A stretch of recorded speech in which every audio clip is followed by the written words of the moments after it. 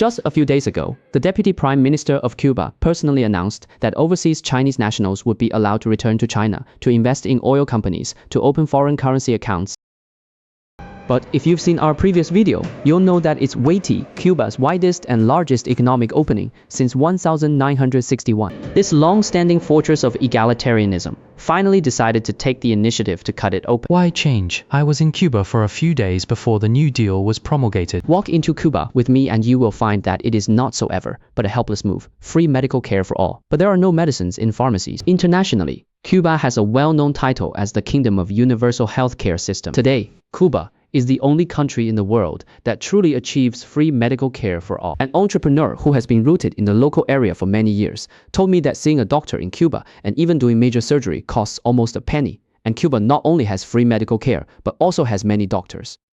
And how many doctors there are? There are 9 doctors per 1,000 Cubans, 3 times the rate of the United States. Cuba has a high life expectancy as high as the United States, and the neonatal mortality rate is as low as the United States. They have independently developed a variety of drugs for banning and AIDS diagnosis, etc., which have been recognized by most countries in the world. Why is a country that has been blocked for almost 70 years have such a developed medical system? Because this is the iron-blooded strategy set by Castro more than 60 years ago. He smashes more than 10 of the country's money into hospitals every year. In Cuba, medical care is not only a business, but also a revolutionary belief. In order to export this pride, they even gave full scholarships and living expenses to more than 100 countries around the world, and trained nearly 30,000 doctors for free.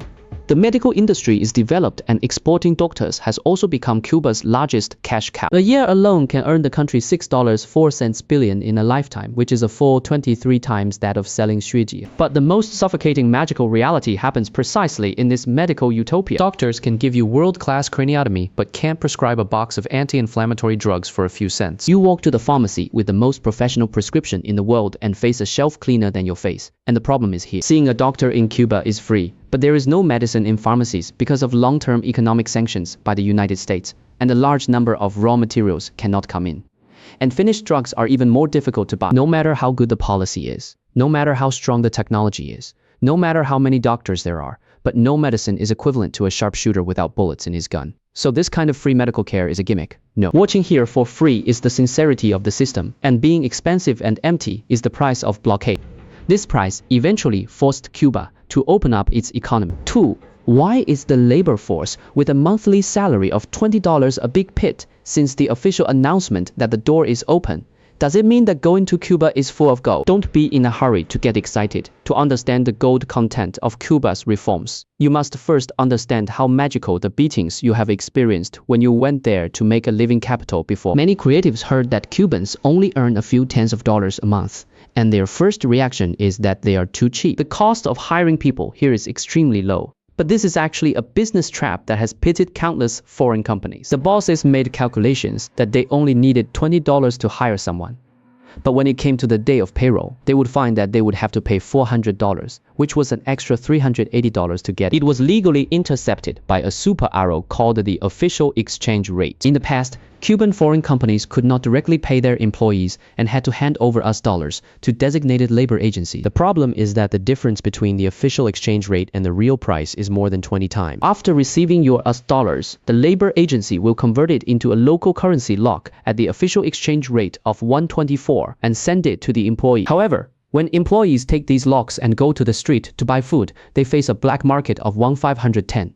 And the real price purchasing power has shrunk by 20 times. So in order for employees to really buy $20 worth of food in reality, the boss must pay $400. It is this system that has scared away countless people who want to enter the game in the past, which is why Cuba wants to reform.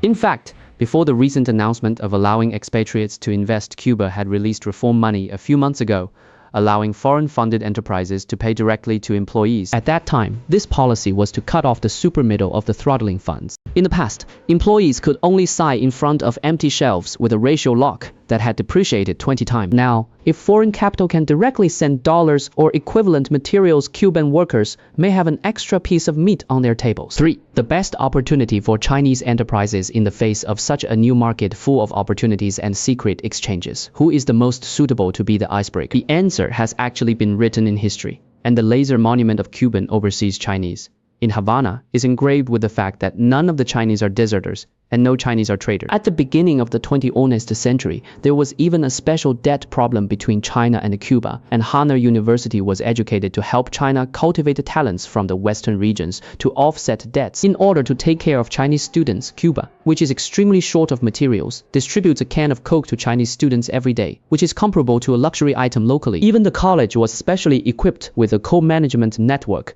that was only available in 5-star hotels at that time. Today, this connection has become a deeper commercial binding, and Huawei has built a 4G network which has faithfully supported Cuba's public transportation by helping exploration, mining and buses. And of course, there are lessons to be learned. For example, ZT used banned technology and parts in cooperation with Cuba, because it did not pay attention to the risk of us economic sanctions. For example, the Cuban government, although encouraging cooperation, was affected by US sanctions. It will lead to financial problems such as debt collection, and BID and Geely will withdraw from the Cuban market because of overdue arrears. These are all reminders that coming to Cuba to do business requires courage and wisdom, and an entrepreneur said that Cuba on the eve of reform is the best opportunity for Chinese enterprises. We walked through the road from smoothness to prosperity in the rain.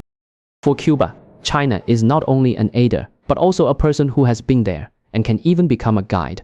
And as a country's life, it can't even prescribe a box of ordinary anti-inflammatory drugs.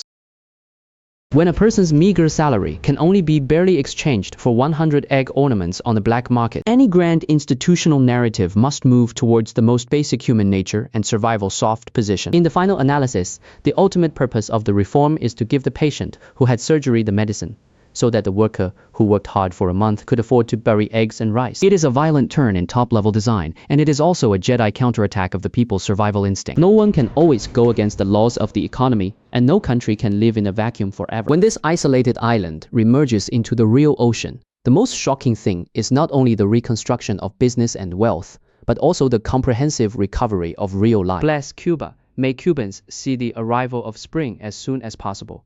Pay attention to Liu Ran and lower the cognitive threshold of business.